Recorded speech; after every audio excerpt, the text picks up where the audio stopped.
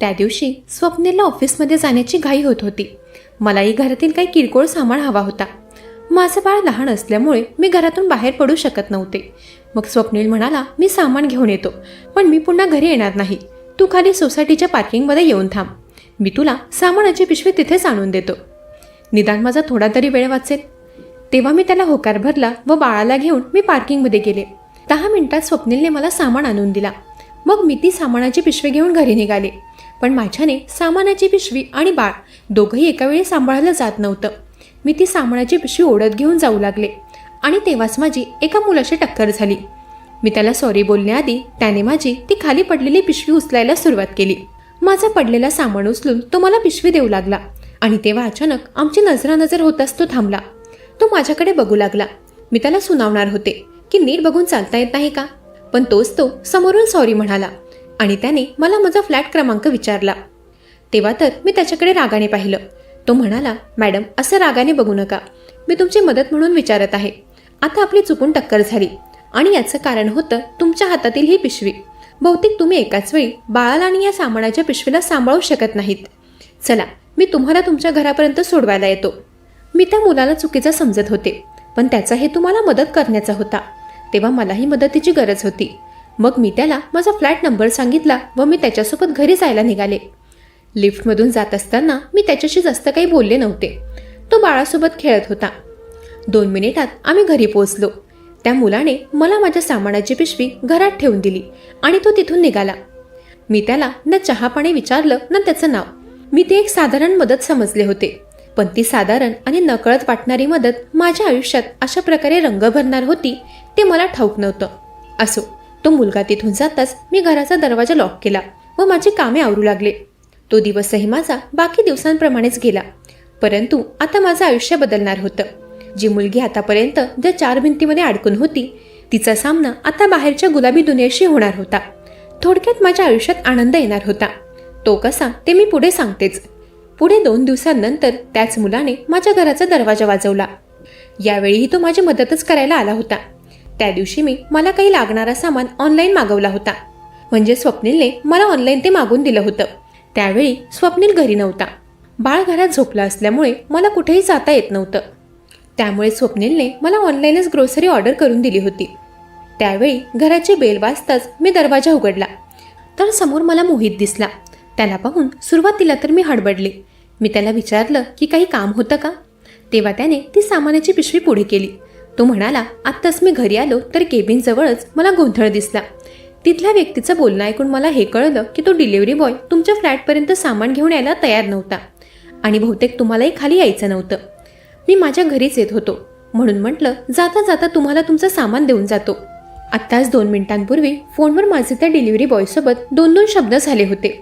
तो फ्लॅटपर्यंत मला सामान आणून द्यायला तयार नव्हता. तो मला खाली सामान घ्यायला बोलवत होता, पण बाळ झोपलं असल्यामुळे मला घरातून बाहेर पडता येत नव्हतं. तेव्हा मी त्या मुलाकडून सामानाची पिशवी घेतली. परंतु आज त्याला असं दारातूनच जाऊ द्यायला मला बरोबर वाटत नव्हतं. तसं तर स्वप्नीलने मला 4 वेळा सांगितलं होतं की मी घरी नसताना कोणी अनोळखी व्यक्तीला घरी येऊ देऊ नकोस. परंतु आता तो मुलगा माझ्यासाठी अनोळखी नव्हता. त्याने माझी मदत केली होती. मी माणुसकी जपणारी व्यक्ती होते. त्यामुळे मी त्याला चहा पाण्यासाठी विचारलं आणि तोही लगेचच तयार झाला. मग तो घरात आला तसं मी त्याला पाणी दिलं व चहा ठेवायला गेले. मग चहा पित असताना आमच्या थोड्याफार गप्पा गोष्टी झाल्या. मी त्याला त्याचं नाव विचारलं. त्याचं नाव मोहित होतं. बोलण्या बोलण्यात मला कळालं की तो आमच्या खालच्या फ्लॅटमध्येच राहिला होता. पण आजपर्यंत कधी आमची भेट झाली नव्हती ना तो मला कधी त्याच्या बाल्कनीत दिसला होता. तो म्हणाला, मी माझ्या कामात व्यस्त असतो, माझ्याकडे स्वतःसाठी वेळच नसतो आणि मी या सोसायटीत जास्त कोणाला ओळखत नाही. मलाही इथे येऊन काहीच महिने झालेत. मोहित प्राण्यांचा डॉक्टर होता. त्याचं प्रोफेशन तर छान होतं. मलाही प्राणी फार आवडायचे, पण स्वप्नीला ते सगळं आवडायचं नाही. त्यामुळे आजपर्यंत आम्ही घरात एकही प्राणी पाळला नव्हता. तेव्हा थोडा वेळ गप्पा गोष्टी करून मोहित जायला निघाला. मला वाटलं आता तर सहजासहजी आम्हा दोघांची भेट होणार नाही, कारण तोही कामकाजी मुलगा होता आणि मी माझ्या संसारात व्यस्त होते. घरातली कामं सांभाळण्यात मी पुरती थकून जायचे. त्यामुळे मी जास्त बाहेरही जायचे नाही. माझ्याकडे स्वतःसाठी वेळच नसायचा आणि त्यामुळे माझी आता चिडचिड होऊ लागली होती. त्या दिवशी माझी सगळी चिडचिड नकळत स्वप्नीलवर निघू लागली. त्या दिवशी स्वप्नील थोडा तासभर घरी लवकर आला होता. तो घरी आल्यामुळे मला थोडाफार वेळ मिळाला होता. मग मी बाळाला त्याच्याकडे दिलं व त्याला म्हणाले की काही वेळ बाळाला सांभाळ, मी पार्लरमध्ये जाऊन येते. तेव्हा त्या छोट्याशा गोष्टीवरून आमच्यात वाद सुरू झाले. स्वप्नील म्हणाला, मी थोडा वेळ आराम करण्यासाठी आज लवकर घरी आलोय आणि येताच तुझं हे काय सुरू झालं? मला मॅच बघायची आहे आणि थोडं रिलॅक्स करायचं आहे, बाळाला तू बघ. त्यावेळी मला माझ्या नवऱ्याचा फार राग आला. मला पार्लरमध्ये जायचं होतं आणि स्वप्नील थोडा वेळही बाळाला घ्यायला तयार नव्हता. त्याला त्याच्या सगळ्या गोष्टी अगदी व्यवस्थित करायच्या असायच्या. त्यावेळी नकळत माझा सगळा राग त्याच्यावर निघाला. मी त्याला म्हणाले, स्वप्नील, बाळ माझ्या एकटीचं नाहीये, असंही रोज मी एकटीच त्याला सांभाळते. थोड्या वेळासाठी आज तू त्याला सांभाळलंस तर काही बिघडणार नाहीये. तू माझा नवरा आहेस, हे बाळ तुझंही आहे, असं परक्यासारख्या गोष्टी करू नकोस. स्वप्नील मला वेळ देत नाही, बाळाला बघत नाही, घरातील गोष्टी मला एकटीलाच सांभाळाव्या लागतात. हे सगळं मी एकाच विषयात ओढून घेऊन आले आणि मग काय, ना स्वप्नीलची मॅच बघितली गेली ना माझं पार्लरमध्ये जाणं झालं. तो दिवस आम्हा नवरा बायकोचा एकमेकांशी वाद घालण्यातच गेला होता. दुसऱ्या दिवशी सकाळी मी स्वप्नीलला टिफिनही बनवून दिला नाही. जर तो मला समजून घेऊ शकत नाही तर मी त्याला का समजून घ्यावं? यावेळी मी मनाशी ठरवलं होतं की काही होऊ दे, पण यावेळी मी स्वतःहून माघार घेणार नाही. त्या दिवशी मी फार रागात होते. दुपारी 11 वाजता घराची बेल वाजली. दरवाजात मोहितला पाहून मी थबकले होते. तो आता यावेळी का आला असेल? मला काही कळत नव्हतं. तो दरवाजातच उभा होता आणि मी त्याला तिथेच प्रश्न करू लागले. मी म्हणाले, मोहित, काय झालं, काही काम होतं का? तर तो म्हणाला, आधी मला घरात तरी येऊ द्या, की दरवाजातच सगळ्या गप्पा गोष्टी करणार आहात? तेव्हा मी त्याच्या बोलण्यावरून त्याला घरात घेतलं. आज जाताच मी त्याला पाणी दिलं. मग मी त्याला विचारलं की काही काम होतं का? तर तो म्हणाला, काही नाही, मी फक्त विचारपूस करायला आलो होतो. विचारपूस? कसली विचारपूस? त्यावर तो म्हणाला, किरणजी, तुम्ही ठीक तर आहात ना?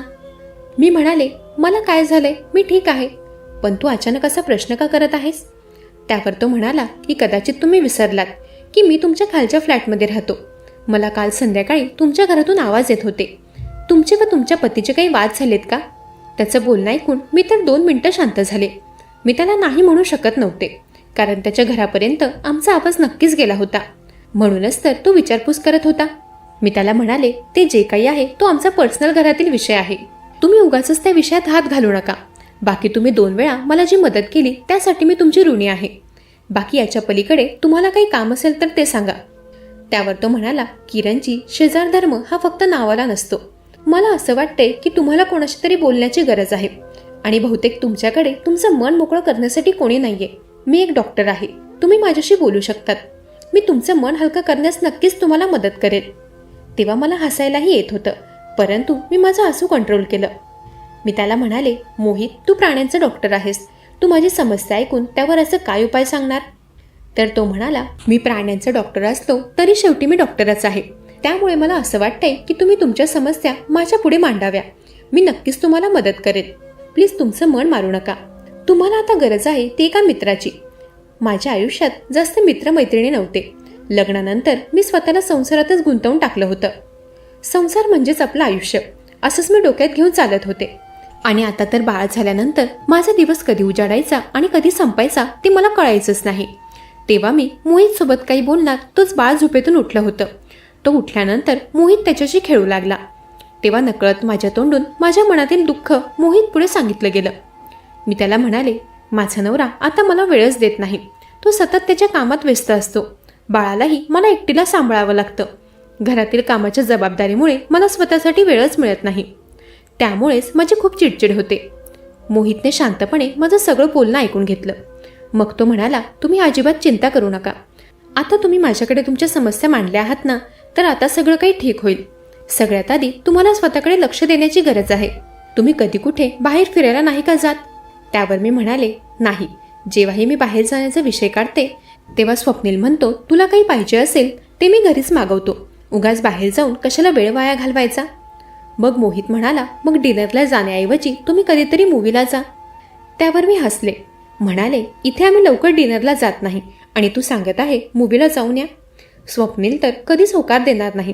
तो प्रत्येक गोष्टीत बाळ अजून लहान आहे हाच बहाणा देतो. तेवढं बोलून मी शांत बसले. माझा नाराज चेहरा पाहून पुढे मोहित म्हणाला, सगळ्यात महत्त्वाची गोष्ट ही आहे की तुम्हाला या 4 भिंतीतून बाहेर पडण्याची गरज आहे. आयुष्यात प्रत्येकाला चेंज हवा असतो. तुम्ही गृहिणी असल्या तरी तुम्ही मनुष्य प्राणीच आहात. तुम्हालाही थोडे चेंजची गरज आहे. तुम्हाला जर इथून पुढे माझी काही मदत लागली तर मला नक्की सांगा. स्वप्नील रावांना वेळ नसेल तर मी तुमच्यासाठी नक्की वेळ काढेल. त्याच्या त्या बोलण्यावर मी पुढे त्याच्याशी जास्त बोलले नाही. मग काही वेळ बाळाला खेळवून मोहित त्याच्या घरी निघून गेला. तसं तर यावेळी मी समोरून माघार घेणार नव्हते, परंतु मोहितने जे सुचवलं होतं ते मी एकदा स्वप्नीलशी बोलण्याचा विचार केला. संध्याकाळी स्वप्नील घरी आला तेव्हा त्याने न मागता मी त्याला चहा नेऊन दिला. माझा राग आता निवळला हे पाहून स्वप्नीलही माझ्याशी बोलू लागला. बोलता बोलता मी त्याला म्हणाले, स्वप्नील, उद्या रविवार आहे, आपण उद्या मूवीला जाऊयात का? तेव्हा मला स्वप्नीलकडून होकाराची अपेक्षा होती, पण त्याने नेहमीप्रमाणे त्या दिवशीही मला नाराज केलं. तो म्हणाला, आता नाही, नेक्स्ट टाइम बघूयात. उद्या मला जरा महत्त्वाचं काम आहे. उद्या सुट्टी असली तरी मी घरी नाहीये. स्वप्नीलचं उत्तर ऐकून मी फार चिडले होते. तेव्हाच मी माझ्या खोलीत गेले आणि माझ्या मोबाईलवरून मी मोहितला फोन केला. मी त्याला म्हणाले, तू मूवीसाठी विचारत होतास ना? उद्याची आपली 2 तिकीटं बुक करून ठेव, आपण मूवीला जाऊयात. बाळसोबत असतानाही मोहित मला मूवीला घेऊन जायला तयार होता, पण स्वप्नीलला त्या सगळ्या गोष्टी फार कठीण वाटायच्या. तेव्हा मी वारंवार स्वप्नीलकडे आग्रह केला नाही. दुसऱ्या दिवशी सकाळी माझा नवरा ऑफिसच्या वेळेतच घरातून बाहेर पडला. तो गेल्यानंतर मी माझं आणि बाळाचं आवरलं व मोहितसोबत मूवीला निघाले. घरून निघाल्यापासून ती मूवी संपेपर्यंत माझा मुलगा मोहितकडेच होता. त्याची खाण्यापिण्याची जबाबदारी तो थोडाफार रडला तर त्याला शांत करण्याची जबाबदारी ते सगळं काही मोहितच करत होता. त्या दिवशी पहिल्यांदा मला असं वाटत होतं की माझं काहीतरी आयुष्य आहे. बाळसोबत असतानाही मी अगदी निवांतपणे मूवी बघू शकले होते आणि ते सगळं मोहितमुळे शक्य झालं होतं. मूवी बघत असताना एकदाही मला स्वप्नीलचा फोन आला नव्हता. तो मला फोन करेल तरी का? तो तर त्याच्याच दुनियेत व्यस्त होता. असो, मूवी संपल्यावर आम्ही घरी यायला निघालो. मोहित म्हणाला, आता तुम्ही बाहेर पडलेच आहात तर अजून काही वेळ बाहेर फिरूयात. तेव्हा मोहितने मला डिनरसाठी नेलं. मोहितकडे बघून असं वाटत होतं की पुरुषही सगळ्या गोष्टी करू शकतात, फक्त आपल्या जोडीदारासोबत वेळ घालवण्याची इच्छा असावी लागते. मोहित आणि माझं नातं एवढ्या जवळचं नव्हतं. तो फक्त शेजारी होता. त्याचं तर अजून लग्नही झालं नव्हतं, पण तरीही त्याने माझ्या बाळाला अगदी व्यवस्थितपणे सांभाळलं होतं. डिनर झाल्यावर मोहित म्हणाला, आपल्याकडे अजून भरपूर वेळ आहे. तुम्हाला माझं क्लिनिक बघायचं आहे का? मी तुम्हाला माझं क्लिनिक बघायला घेऊन जातो. तेव्हा 2च वाजले होते. असंही घरी जाऊन मी एकटी बोर झाले असते, म्हणून मी त्याला क्लिनिक बघायला जाण्यासाठी होकार भरला. त्या दिवशी मी मोहितसोबत नेहमीपेक्षा अधिक वेळ सोबत होते. त्याच्याकडे पाहून मला वारंवार असं वाटत होतं की मी त्याला कुठेतरी बघितलं आहे, पण मला लक्षात येत नव्हतं की मी त्याला नेमकं कुठे बघितलं आहे. मी माझ्या डोक्याला जास्त ताण देत बसले नाही. मी त्याच्यासोबत त्याचं क्लिनिक बघायला निघाले.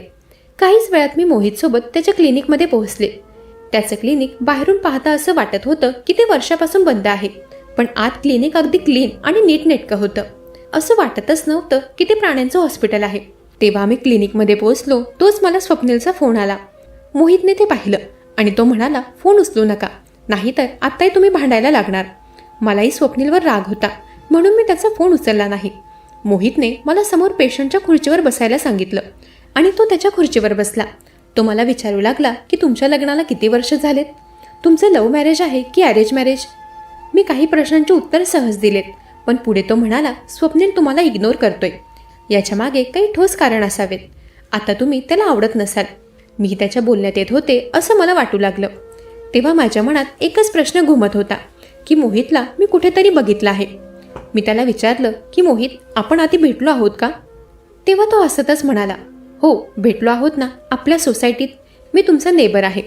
घरातील तणावामुळे तुम्ही आता माणसांची ओळखही विसरत आहात वाटतं.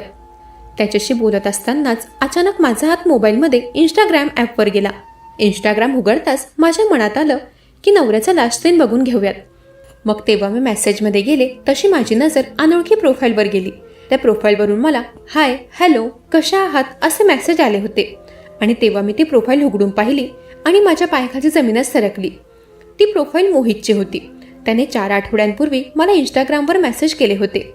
ते मेसेज पाहता आणि आताचं त्याचं बोलणं ऐकता असं वाटू लागलं की मोहित माझा पाठलाग करत होता आणि तेही बऱ्याच दिवसांपासून. आता मला त्याचा हेतू काहीतरी वेगळाच वाटू लागला.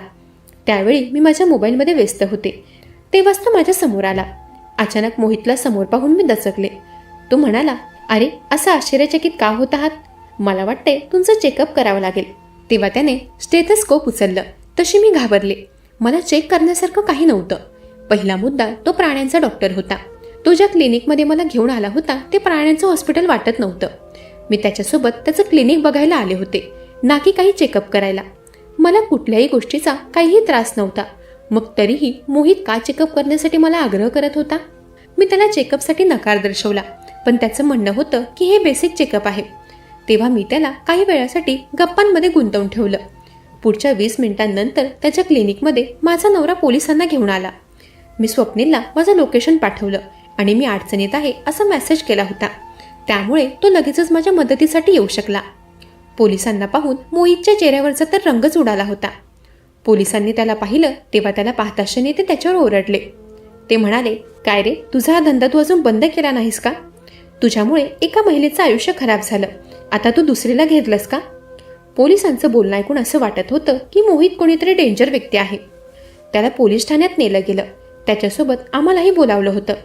पोलीस स्टेशनमध्ये गेल्यानंतर मोहित तो निर्दोष आहे असं बोलत होता, पण इन्स्पेक्टर त्याचं ऐकत नव्हते. आम्ही त्याच्या विरोधात FIR नोंदवत होतो. तोच तिथे मोहितची बहीण आणि दाजी आले. त्याची बहीण माझ्या पुढे हात जोडू लागली. ती म्हणाली, प्लीज ताई, एकदा माझं बोलणं ऐका. त्या महिलेची गयावया पाहून मी FIR नोंदवायचं थांबवलं आणि तिचं बोलणं ऐकून घेऊ लागले. ती म्हणाली, मोहित डॉक्टर आहे, पण तो प्राण्यांचा नाही, तो सायकोलॉजिस्ट डॉक्टर आहे. वर्षभरापूर्वी त्याचं क्लिनिक बंद झालं. त्याच्या क्लिनिकमध्ये एक महिला ट्रीटमेंटसाठी यायची. तिचं नवऱ्याशी अजिबात पटत नसल्यामुळे ती समुपदेशना करता यायची, पण तिचं बाहेर दुसरीकडेही प्रेम संबंध होते. ती तिच्या त्या प्रियकरासोबत निघून गेली. तिच्या सासरच्या मंडळींनी मोहितलाच दोष दिला की तुझ्या बोलण्यामुळे तिच्यात हिंमत आली व ती निघून गेली. त्या लोकांनी मोहितवर व त्याच्या क्लिनिकवर खोटे आरोप लावले व क्लिनिक बंद पडलं. त्याची फार बदनामी झाली.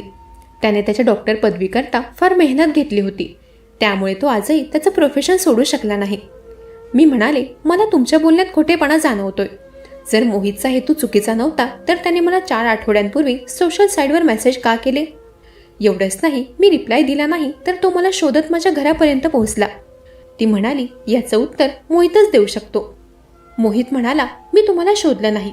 योगायोगाने नकळत तुमचं प्रोफाईल माझ्या समोर आलं होतं आणि त्यात तुम्ही पोस्ट केलेल्या सॅड पोस्ट मी वाचल्यात आणि माझ्यातला सायकोलॉजिस्ट डॉक्टर जिवंत झाला. मी तुम्हाला काही चुकीचे मेसेज केले नाहीत. तुम्ही कशा आहात हे विचारलं. तुमचा रिप्लाय आला नाही. मग नंतर मीही मेसेज केले नाहीत. पण आता मी काही दिवसांपूर्वी माझ्या बहिणीच्या फ्लॅटवर राहायला आलो होतो. योगायोगाने आपली सोसायटीत भेट झाली. मी तुमच्या समस्या जवळून पाहू लागलो होतो. रोज मी तुमची नवरा बायकोमधील कुणकुण ऐकायचो. मी फक्त तुमचं समुपदेशन करू इच्छित होतो. मी माझ्या प्रत्येक पेशंटला माझ्या बहिणीच्या नजरेने बघत असतो. मोहितचा हेतू चुकीचा नव्हता हे जेव्हा मला समजलं तेव्हा मी त्याच्या विरुद्ध FIR नोंदवली नाही. तो नेहमीच माझ्याशी आदराने बोलत आला होता. जाताना त्याने माझी माफी मागितली. तो स्वप्नीलला म्हणाला की संसार दोघांचा आहे तर दोघांनी मिळून त्यात रंग भरायचे असतात. किरणजींना वेळेत समजून घ्या. एकमेकांना समजून घेऊनच संसार पुढे जात असतो. तो प्रसंग आणि मोहितचे ते शब्द, त्याने स्वप्नीलमध्ये फार बदल झाला होता. त्या दिवसापासून तो मला समजून घेऊ लागला, मला ऐकू लागला. घरातील कामातही मला योगदान देऊ लागला. आता आम्ही दोघे सुखाने राहत आहोत. मंडळी, कशी वाटली ही कथा? ऐकत रहा मनाचे बोल.